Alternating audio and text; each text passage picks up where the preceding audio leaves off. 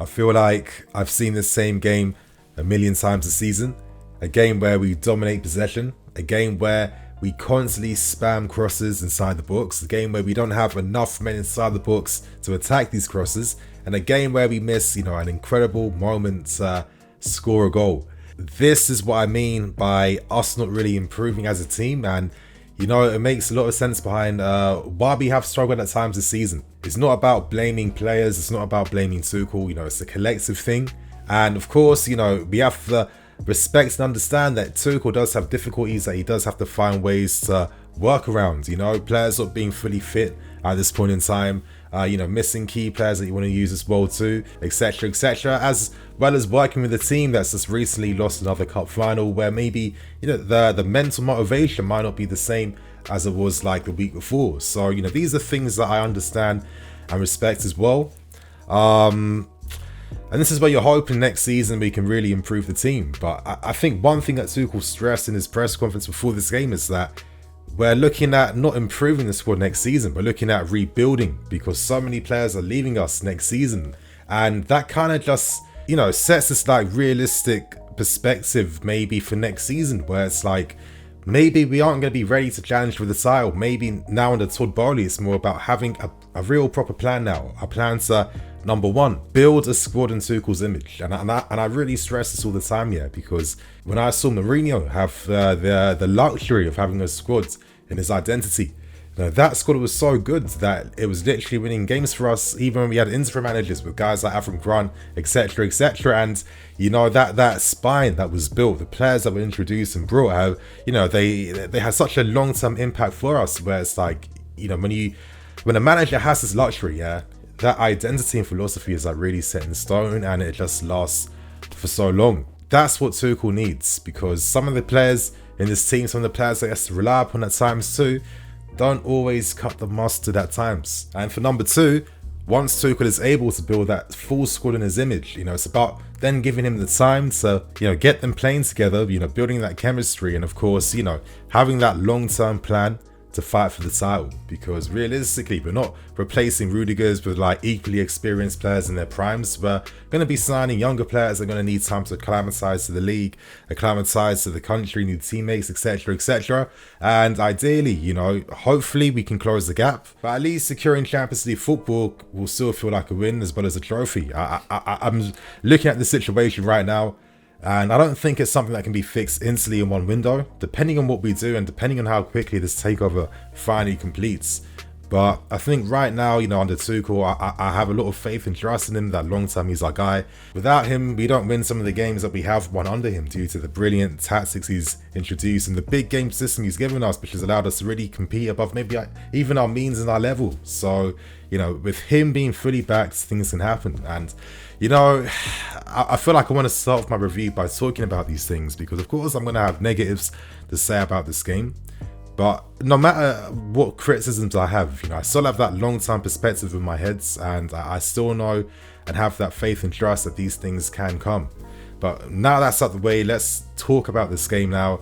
Honestly, I just get a bit frustrated with this passive passing. I get frustrated by the lack of numbers inside the books, and I think this is the thing that was screaming out to me throughout this game. When I look at Liverpool play, when I look at Man City play, they don't have 3 or 2 players attacking balls inside the box. They don't have players just standing inside the box waiting for the ball to fall to them. They have players making runs into the box. They have players making runs and behinds. They have numbers going forward as well too, because teams like Leicester today, they were very comfortable just sitting back defending the entire game, the entire game. And we did not give them enough to worry about. We get a bit too easy to defend against at times. And yes, maybe this the point of this football is, play this way because you're going to create that one golden opportunity. But we don't have like a seasoned, like mature team in their prime that's able to, withstand that pressure and score a chance from their first effort. We don't have that. I think it's quite obvious. And actually, when I look at the other teams, our rivals in front of us, they don't just rely upon making 1 or 2 opportunities to win. There's an abundance of opportunities. And I just think that this has been the most disappointing thing for me for this season, where we haven't seen enough evolution when it comes to being able to break down teams that sit back and defend. I think that over 18 months, and some of the players in the squad, Personally, I feel like there are solutions which maybe could have been found. Yes, it might involve taking a bit of a risk. It might leave us a little bit open at times too, but in the Premier League, you have to take risks at times. You know, if we can at least get the goal, take the leads, we have the options where you can revert back to status quo, and that's perfectly fine.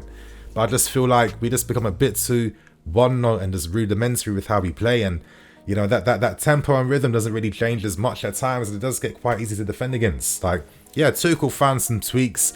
He's been using a lot of tweaks throughout the season. You know, this season we've seen the wing-backs inverting with the wingers out wide.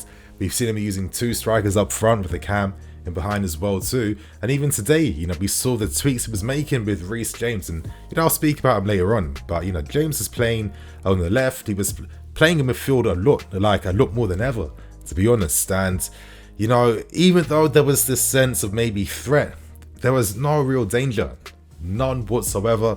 And it's no surprise that, you know, again, we continue this poor record at Stamford Bridge. Why is it so poor? It's poor because teams come to our stadium and they park the bus and sit deep because they know they can't break us down. When we play away, when the spaces are open, this is when maybe Tuchel's football comes to life a lot more in the transition. But in open play to actually break teams down, for me, I don't think it's enough. Anyway, let's talk about the goals quickly. We can see very early on a bit of a mistake from Marcos Alonso. I think at the time when I tweeted, I was a bit harsh on him. Maybe I could let him off and understand that the miscommunication. This doesn't really happen very often, but you know, that can't take away from some of his defending at times. We know that Marcos Alonso is much better in the final thirds compared to being in his own thirds. And, you know, we pay the price again, and it's not the first time actually that a lot of these senior guys, you know, have this mistake in their game that we then pay the consequences for. So yeah, of course, due to that, Leicester getting behind, and James Maddison, I have to say, incredible finish from the right-hand side to beat Mendy. It takes something special to beat Mendy from outside the box.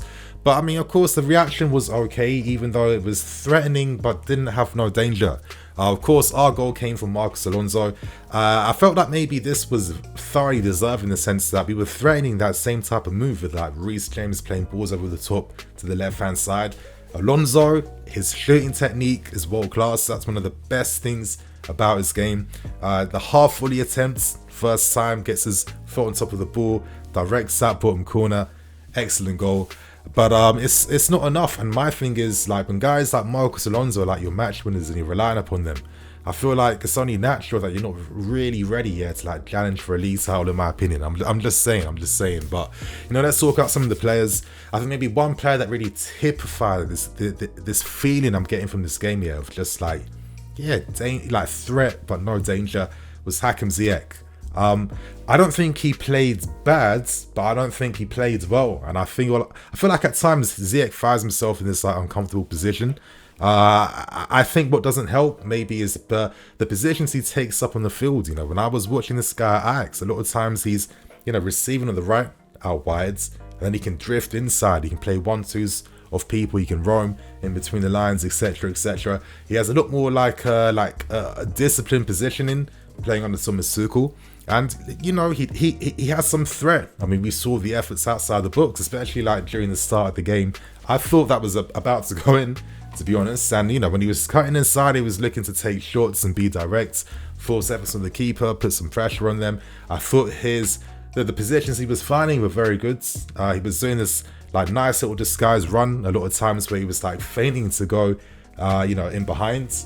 Then he would just like revert deeper and receive the ball from Reece James. We had like all that space and that right hand channel to be able to do what he want. You know, put a ball over the top, play a through ball, take a shot, etc., etc. But when he got in these moments, like nothing came from them. You know, the lob through balls into the box, constantly finding the first man time and time again. It was a bit frustrating, and you know, I get it. You need a run of games. He hasn't been terrible this season. He has had some good patches in form, but then injuries always like kill every bit of momentum that he's able to build. But still, I feel like the right hand side where he has more of that freedom and license, that's how you can really unlock the player. But if he was like maybe the negative of the game, I'd see a few ones would be like maybe Kante. I feel like he's not quite himself at this point in time. He feels like a yard behind the pace, and normally when I see that, it tells me he's not fully fit and ready at this point in time. Before you receive the ball, man, you're thinking what you're going to do, like literally instantly. And I feel like he's getting that part of his game wrong at this point in time, where he's always making the wrong decision before he's even received the ball. So, hopefully preseason's going to do him absolute wonders. The first proper preseason, how many years? So much football's been played over these past few years, it's mad. But I think probably the biggest positive for this entire game today, I mean, for me, this was the Reece James show. Probably big shouts alongside Mason Mount as our player of the year. This is a guy that suffered injuries where he's missed quite a bit of the season, but if you just evaluate him based on the excellence, consistent excellence he's producing on the field, he's affecting the game. He single-handedly brings up threat from the right hand sides. His game as a football player is complete in all areas. The fact that he was picking up so many different positions, that Tuchel is now like toying with the idea of having him in midfield a lot as well at times. This is what you can do with big players like him. And like when Reece James was moving in field, tucking inside, some of the balls he was playing over the top, like there was this one ball, this quick switch ball to Alonso where he kind of just used the flight of the ball to find him. The guy is world class, the best ever right back I've seen at my club, and it's no surprise that he was single-handedly bringing the best threats and making the best opportunities. Without him we've really struggled, and he just adds so much to the team. It's a shame. He definitely deserved more from the game based on his performance, and Reece James continues to be like a shining star and light in this team. So you guys, on that note, I think I'm gonna just wrap things up, keep things moving. A bit disappointing, of course. Expect more videos out tomorrow, and on that note, have a good night. I'm EFC, this is Blue Lines TV. I'll catch you guys over some more videos. Cool.